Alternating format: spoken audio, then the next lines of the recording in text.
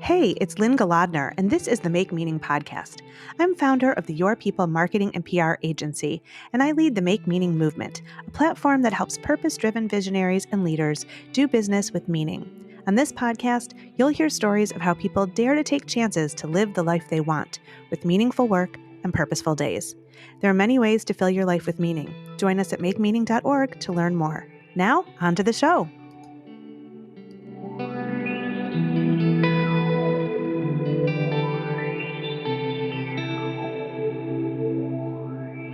Today on the Make Meaning podcast, I have the good fortune of speaking with Jim Reese, an author, professor, and National Endowment for the Arts writer-in-residence at Federal Prison Camp in Yankton, South Dakota. Jim teaches at Mount Marty University and directs the Great Plains Writers Tour. He has read his work at the Library of Congress and San Quentin Prison, among many other venues. Jim has won many awards for his writing and has 4 published books, with a 5th due out next year. Jim, welcome to the Make Meaning podcast. Thanks so much for having me. I was so excited when you reached out about sharing your story with us here on the podcast. There are just so many aspects of your work that fascinate me. I'd like to begin by hearing about how you began teaching writing in prisons and what that experience has been like for you. So tell me a little bit about that. Well, you have a great show, so I just wanted to tell you that too. So thanks for having me on. I love a lot of your guests and just what their mission is. And teaching in the prisons, it was happenstance. I just became an assistant professor here at Mount Marty, and the program started at the federal prison, which we have here in our city.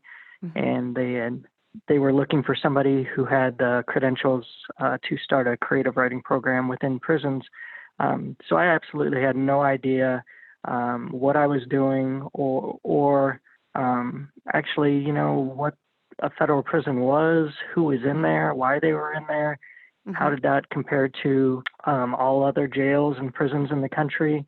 And the prison I work at actually was considered the top 10 cushiest prisons in the nation, according to Forbes magazine at one time. Okay. So it's interesting. And then through my training, I have spent years training at San Quentin and other places to see how their arts and corrections programs work, and we come back to our own facilities and try to implement those strategies. Wow. So, how did that feel at first? Were you nervous? Were you we all have images in our heads of, big bad criminals, but tell me how you went through that and what the reality ended up being like. Sure. This is my 13th year working in the federal prison. I've spent about 2.5 years working in the state prisons in South Dakota. And like I said, off and on, we would go for 4 years, I think, or 5 years to San Quentin, back and forth, and we'd spend a weekend there. So my first interpretation, I went to San Quentin immediately after I got the job. I did what anybody would probably do. I kind of scared myself. I started looking at very sensationalized things that were on the internet or whatever I could get my hands on. And it took me about 4 or 5 years after that to really figure out what I was doing and how much of an impact I could have on families and individuals that were incarcerated by using their voice and just really connecting with them and seeing. At that point, I realized, wow, we are really making a difference here. It isn't just, when I started, I thought it was cool to be able to tell people, hey, I'm working in a prison. I had this pretty enormous ego. I don't know if it was enormous, but it was big enough. And I thought it was kind of cool to say that, as opposed to really thinking about, what am I doing here? What is my bigger purpose here? And once I realized that and saw how it was affecting how writing and getting men and women to come to terms with their emotional instabilities through writing really does help them, and then they won't come back to prison. That's amazing. I know you say that you're passionate about helping people come to terms with their emotional instabilities through writing. And being a writer myself, I know how cathartic and really discovering it is, because I can sit down and write and say, wow, I didn't realize that I felt that way. But how do you do that with these individuals who are in prisons? And I know they all have different stories and different circumstances, but how do they come to terms with those emotional instabilities? How does that happen? It's a 10-month class, so there's a wide variety of writing prompts that I've gathered over the years from better teachers than me, and I've used those and done a lot of research. So there's a lot of expressive writing prompts that you can find everywhere. I would recommend for your listeners and everybody, there's a great book called Writing Poetry to Save Your Life by Okay. Maria Mazziotti Gillen. Okay. And that's a great book. It's about 96 pages on craft and about 200 pages of writing prompts. Oh, great. There's also, so the program's called Words Without Walls, and it's at Chatham University in Pittsburgh. And I would look at that. You can just Google that. That's a really cool program, and there's some professors there that wrote their own book. And the anthology is actually called Words Without Walls, and there's some great prompts in that. But really, any kind of prompt that asks you the hard questions, when you get that feeling in your gut that tells you, I want to say this, but I can't. I don't want to tell anybody. That's exactly what you need to be writing.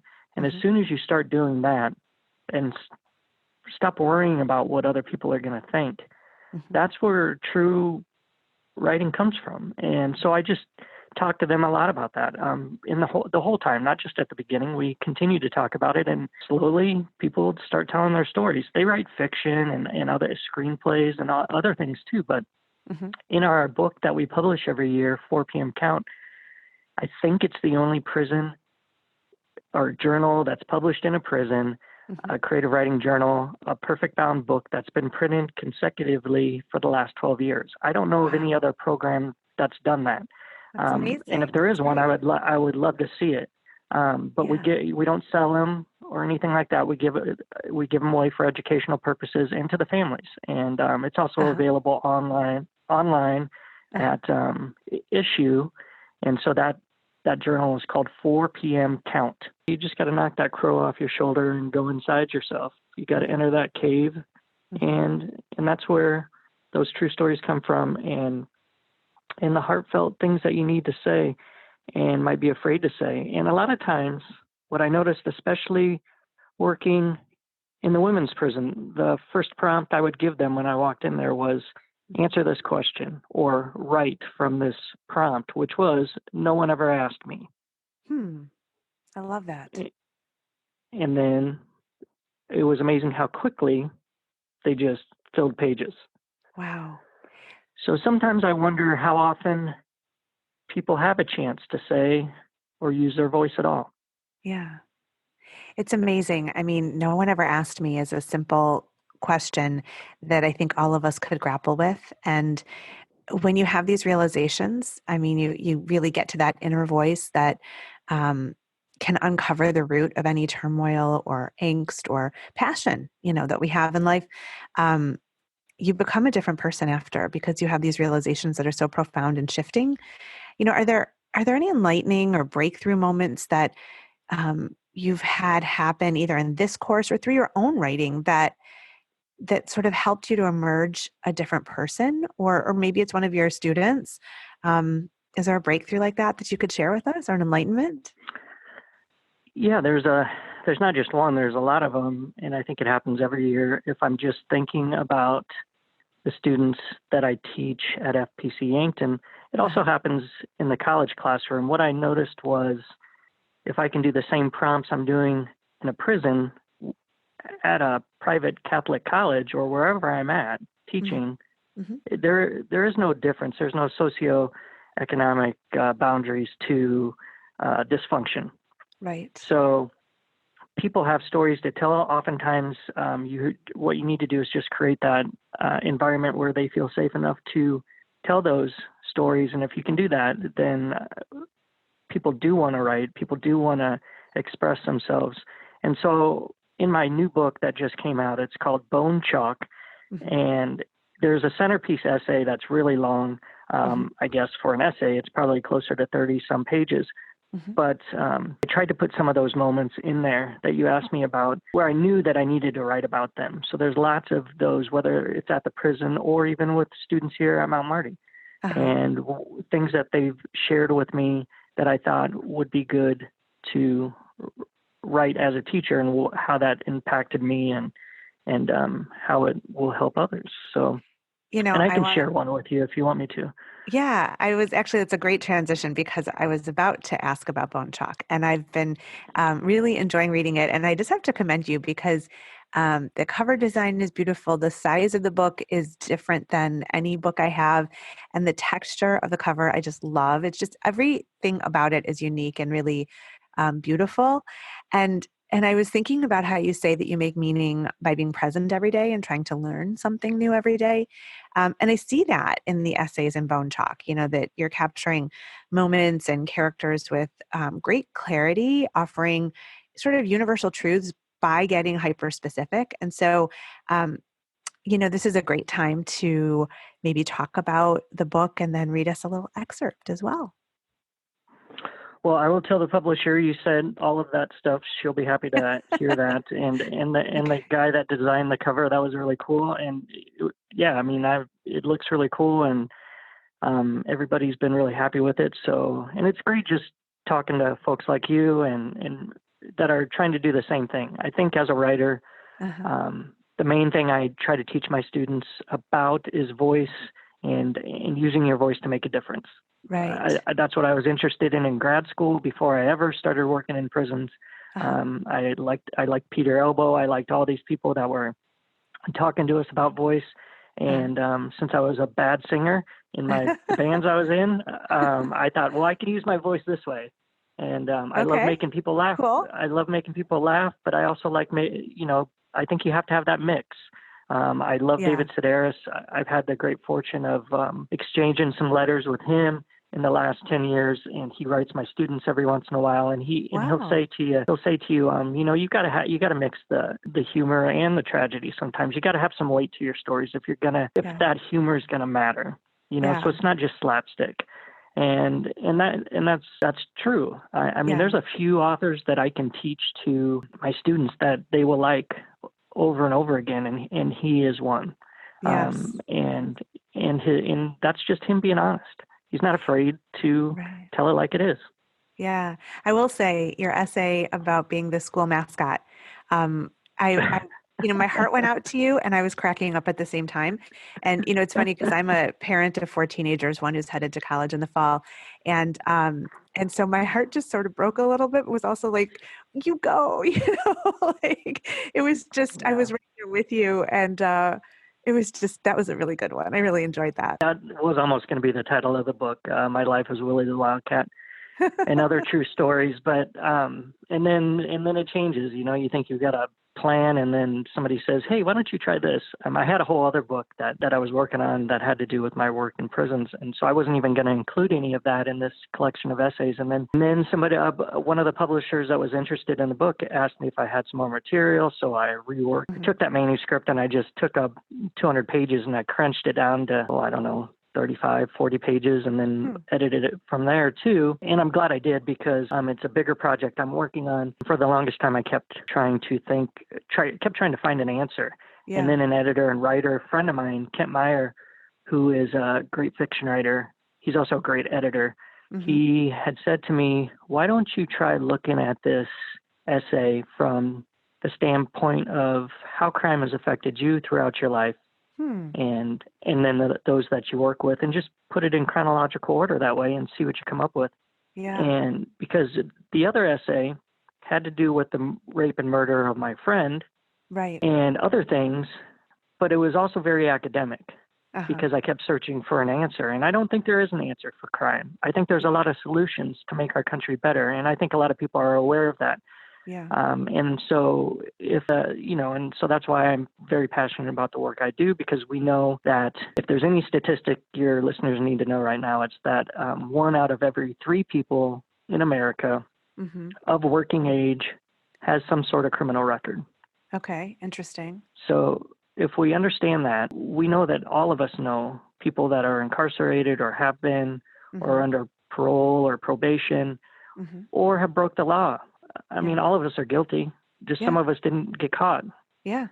Yeah. So that's the reality. I mean, maybe we haven't. Maybe they were small little crimes or petty things, but nobody's a saint, and Right. and we're all human beings, and we're all in this together. Right. Absolutely. It's a wonderful message and it's really true. And I do think it's interesting, the pain in your heart from your friend's gruesome murder really came through.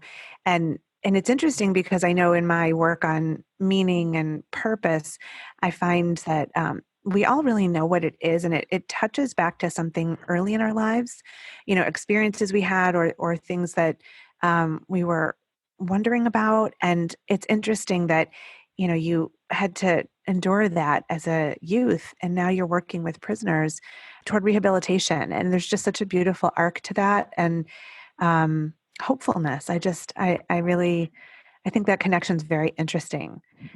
So why don't you Thanks. jump in and read something from Bone Chalk for our listeners? Okay, this is a small scene in the essay that we're talking about, Okay. which is called Never Talk to Strangers, 12 Years in Prisons and What Criminals Teach Me. Mm-hmm. 2014, The Track. I'm walking the prison yard when an inmate student next to me begins to tell me a story I've never forgotten. One of the prisons they had me at, I could step into a corner of my cell and get a sliver of sunlight, but it hit me right here. He cranes his neck, closes his eyes, and traces a line down the side of his cheek and over a hard vein in his neck. Right here, for about a half an hour. That was all the sunlight I'd see. It's mental deprivation. It works. Hell, most guards don't know what you're in for. They don't care. We were loaded on a 747 one winter. We're standing on the tarmac without any jackets, a bunch of us. Just a t-shirt, orange pants, no socks, no shoes. They had our legs chained at the ankles so tight, I was bleeding all over, freezing. Scars are still here. He stops, puts his leg on a bench and pulls down his sock to show me. I'm no killer or sicko. My whole stint that got me here lasted only 5 months. Meth will eat you up. 15 years, I'll be down for an addiction I couldn't shake, could have never imagined. When my daughter used to come visit me, I'd be behind those glass partitions. She'd tell me, "Daddy, roll down this window." I'd say, "I can't, honey." She'd ask, "When are you coming home?" "Soon," I'd tell her. Now she wants to know the date. She'll be graduated by then. Mm. It's just heart-wrenching. The descriptions are simple and bold and just really powerful. You feel like you're standing there with that person, and my heart goes out to him. I love the compassion with which you write and the understanding too. Thank you. There's a lot of stories like that the men or the women have shared with me, and we have to talk. We have to share each other's stories so we can try to make the world a better place, right? I mean, I think all of these stories matter. I think everything we're doing matters. Like I mentioned in this essay too, I've had a good friend of mine say to me once, I was kind of frustrated. I said, people would come up to me, especially when I first started doing this, and Mm-hmm. they would say things like, "Why should I care about people in prison? Lock them up, throw away the key. It's a waste of my tax dollar." And I never had a comeback or anything. And I didn't know my facts. I didn't know statistics. I didn't know how many millions and millions and millions of people this affected. Mm-hmm. And knowing that we have 2.2 million people incarcerated, knowing there's another 9 million people on parole and probation, and the stats go on and on and on.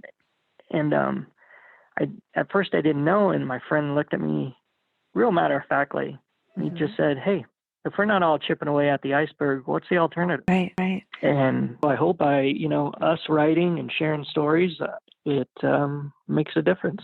It does. It's a courageous act to use your voice and to empower others to do it. I really applaud what you're doing, and it's been a wonderful window into that world to read your writing, and I encourage all of our listeners to. I know that you said, and I love this, that your failures and screw ups are what really connects with readers. Why do you think that is? Oh, because they can relate. Yeah. I mean, when I first was an English major and started writing stories, I can remember that feeling, thinking I don't have a story. There's nothing monumental I can tell about myself. Uh-huh. And I even joke about it in my book often, like, look, I I could ollie kind of high on a skateboard. I could play guitar, kind of. I was a Uh-huh. pretty good rhythm guitar player. I was good at posing. Uh-huh. Um, and I had long, pretty hair. But other than that, I really was pretty much mediocre at everything, and so I didn't know what stories to tell. I liked to do a lot of things, but I wasn't necessarily great at any of them. Yeah. And so, but once I realized that I don't have to tell a monumental story, and I can just talk about being me, I think there's a whole lot of people that could relate to that. And then it's okay to make fun of yourself. I mean, why not? Yeah. And I think that's how people relate to that. And I think it's by studying other writers that I really, really admire. Right. Well, it's interesting too, because I think when we connect on a human level, um, we make progress and we inspire each other. And I don't think you have to be extraordinary to be inspiring.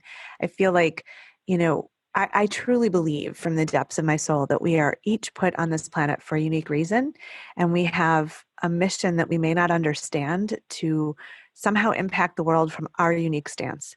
I mean, you're clearly doing that in so many ways just by being you.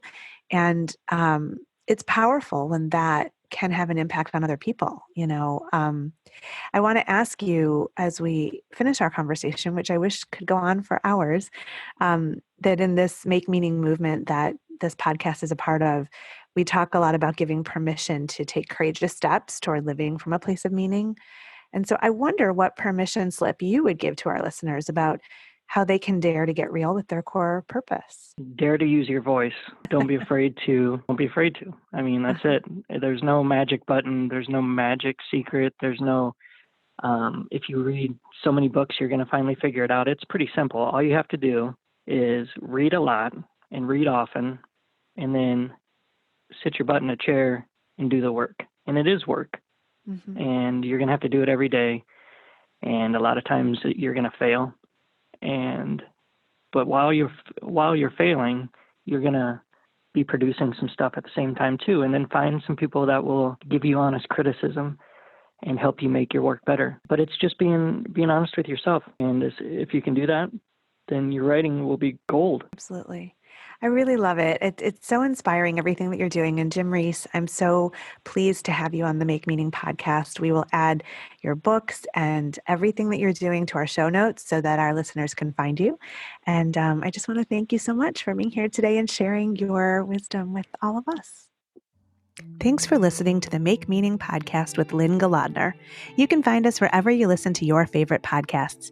If you like what you've heard here, join us over at makemeaning.org to discover how you can add more meaning to your life.